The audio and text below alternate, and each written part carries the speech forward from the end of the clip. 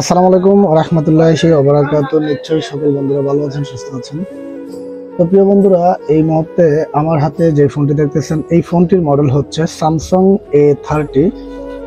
তো আমরা অনেকেই আছি এই ফোনগুলোকে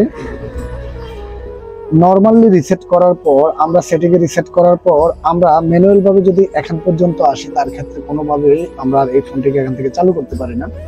তো আজকে আমি আপনাদেরকে সম্পূর্ণ একটি নিউ ওয়েতে এখান থেকে দেখিয়ে দেবো আপনারা কিভাবে এখান থেকে আপনার যে কোনো স্যামসাং ফোন হতে পারে, আপনি এভরিথিং এখান থেকে এই টুলের মাধ্যমে বাইপাস করতে পারবেন। তো প্রিয় বন্ধুরা, আমরা এই মুহূর্তে স্যামসাং এর ট্যাবে চলে এসেছি। এটা হচ্ছে সানফার্মার 4.8.1 নিউ ভার্সন। আমরা এই মুহূর্তে এখান থেকে ফোনটিকে রাখবো। ফোনটিকে রাখার পর আমরা যেটা করবো, এখানে রিমুভ এফআরপি যে অপশনটি রয়েছে, আমরা জাস্ট এখানের মধ্যে রিমুভ এফআরপির মধ্যে নরমাল মোডে ক্লিক করব। তার সাথে সাথে আমাদের ফোনের একটি কাজ করতে হবে, সেটা হচ্ছে গিয়ে আমরা জাস্ট এখান থেকে *#0 আমরা আবার হ্যাশ ডায়াল করব। ডায়াল করার পর আমাদের এখান থেকে অটোমেটিকলি আমাদের এখান থেকে এবিডি ড্রাইভারটি এখান থেকে চালু হয়ে যাবে। তো এই ফোনগুলা নয়, শুধু স্যামসাং আপনার A to Z everything model, যত প্রকার লেটেস্ট থেকে ওল্ড ফোনগুলো রয়েছে, আপনার যে ফোনগুলাই আপনার ইমার্জেন্সি মোডে আপনার কাজ করবে, আপনি এখান থেকে চাইলে প্রত্যেকটা ফোনেরই আপনি এখান থেকে চাইলে এফআরপি বাইপাস করতে পারবেন। তারপর যদি আরো অন্যান্য অপশনের কাজগুলো করতে হয়, ফ্লাশিং করতে হয়, এভরিথিং সকল প্রকার মোবাইলের কাজগুলো করতে পারবেন সম্পূর্ণ ফ্রিতে। তো বন্ধুরা, আপনারা হয়তো অনেকজনেই জানেন না কিভাবে স্যামসাং ফোনগুলোকে বাইপাস করতে হয়, কিভাবে আনলক করতে হয়।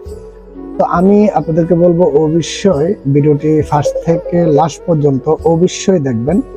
দেখলে আপনি আপনার যে কোনো প্রকার ফোনই হোক না কেন, আপনি বাইপাস করতে পারবেন।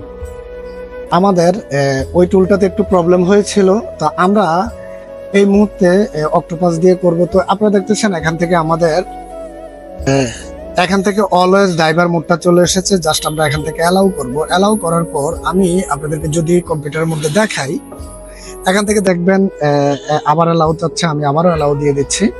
তারপর আমাদের এখান থেকে ফোনটি ABD connect to reboot device. তো এখান থেকে প্রত্যেকটা কাজেরই আমাদেরকে এভাবে কাজগুলো করতে হয়। তো একটু সময় নেবে, ফোনটা এখান থেকে আবার চালু হবে। চালু হয়ে জাস্ট আমাদের এখান থেকে আমি আপনাদেরকে যদি দেখাই, এখান থেকে দেখুন, এখান থেকে আমাদের টোটালি এখান থেকে কাজটি কমপ্লিট হয়ে গিয়েছে। তো আপনারা যারা এই ফোনগুলা কাজগুলা করতে পারেন না বা বুঝেন না, আমি আশা করব আপনারা এভাবে কাজগুলা করবেন। আর যদি কারো অনলাইন সাপোর্ট লাগে বা হেল্প লাগে, তার ক্ষেত্রে আমাদের ইনবক্সে দেওয়া ফোন নাম্বার আমাদের সাথে যোগাযোগ করতে পারেন। সবাই ভালো থাকবেন, সুস্থ থাকবেন। আসসালামু আলাইকুম।